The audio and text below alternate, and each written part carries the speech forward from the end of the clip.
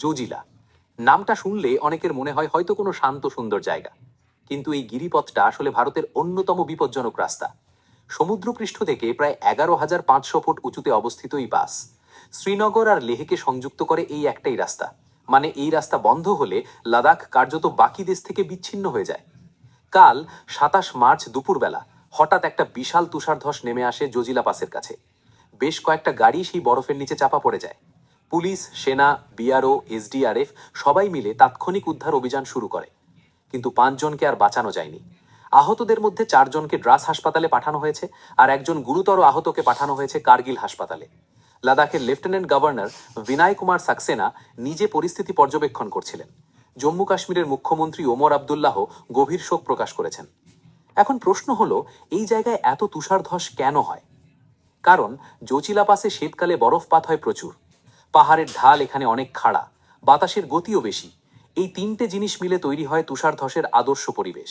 আর March মাস এটা আসলে সবচেয়ে বিপদের সময়, কারণ তখন ওপরের বরফ একটু গলতে শুরু করে, ভিতরটা আলগা হয়ে যায়, আর যে কোনো কম্পন বা ভারী বরফপাতেই ধস নামতে পারে। কিন্তু লাদাখে তুষারধসের সবচেয়ে ভয়াবহ ঘটনাগুলো ঘটে সিয়াচেনে। সিয়াচেন গ্লেশিয়ার 76 কিলোমিটার লম্বা এই হিমবাহ, উচ্চতা প্রায় 20,000 ফুট। মেরু অঞ্চলের বাইরে পৃথিবীর দ্বিতীয় বৃহত্তম হিমবাহ, আর এটাকে বলা হয় পৃথিবীর সর্বোচ্চ যুদ্ধক্ষেত্র। 1984 সাল থেকে ভারতীয় সেনা এখানে আছে, অপারেশন মেঘদূতের মাধ্যমে। তাপমাত্রা কখনো কখনো -60 ডিগ্রি সেলসিয়াস পর্যন্ত নেমে যায়। সেখানে শুধু বুলেটই শত্রু না, প্রকৃতি নিজেই একটা ভয়াবহ শত্রু। গত বছর 2025 সালের 9 সেপ্টেম্বর সিয়াচেনে একটা তুষারধস আচমকা আছড়ে পড়ে ভারতীয় সেনার একটা বেস ক্যাম্পে। মাত্র 12,000 ফুট উচ্চতায় সেই ক্যাম্পে 3 জন জওয়ান শহীদ হন।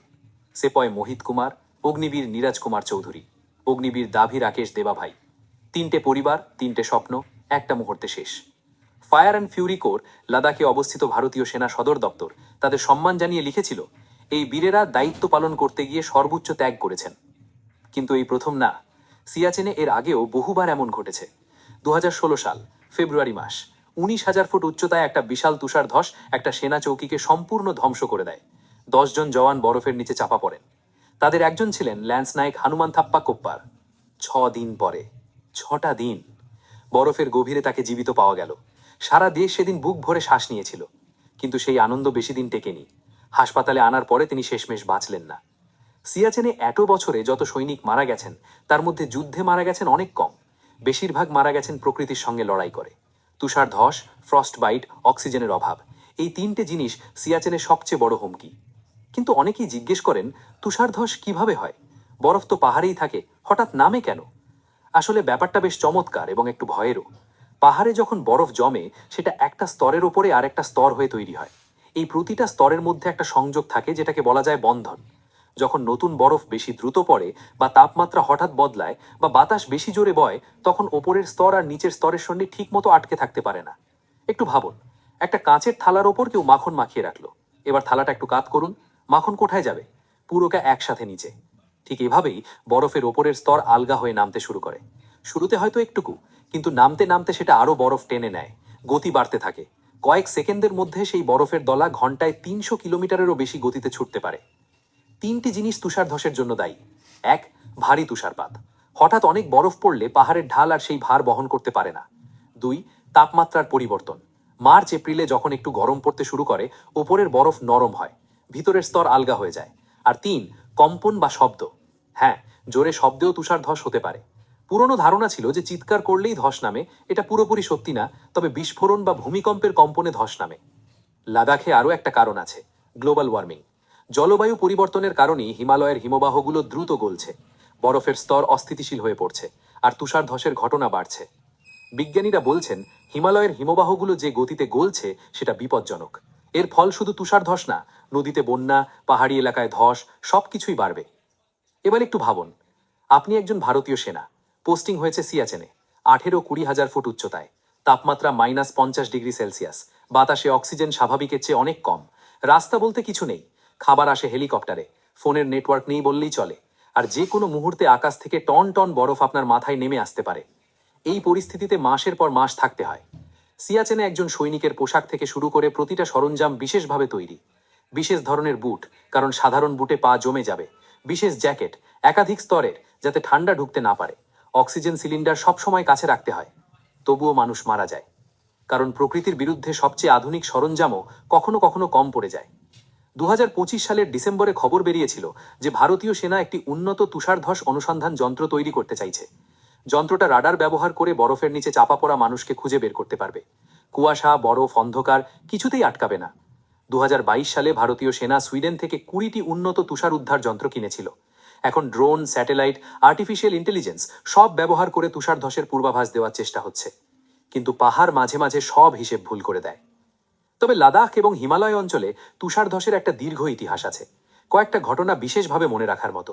যেমন 2016 সাল, সিয়াচেন, 19,000 ফুট উচ্চতায় ধস, 10 জন সেনা চাপা পড়লেন।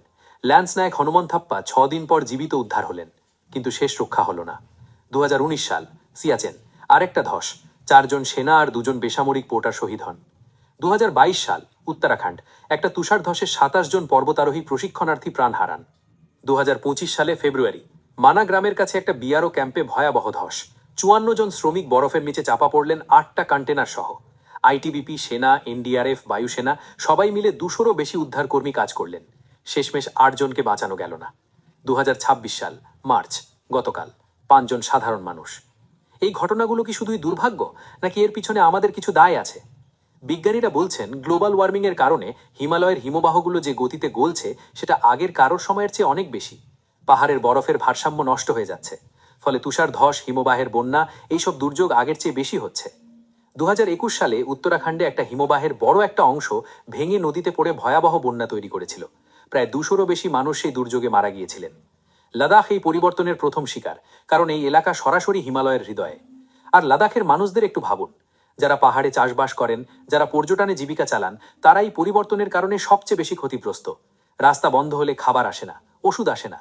এই বিচ্ছিন্নতা তাদের জীবনকে কতটা কঠিন করে দেয়, শহরে বসে আমরা সেটা বুঝতেই পারি না।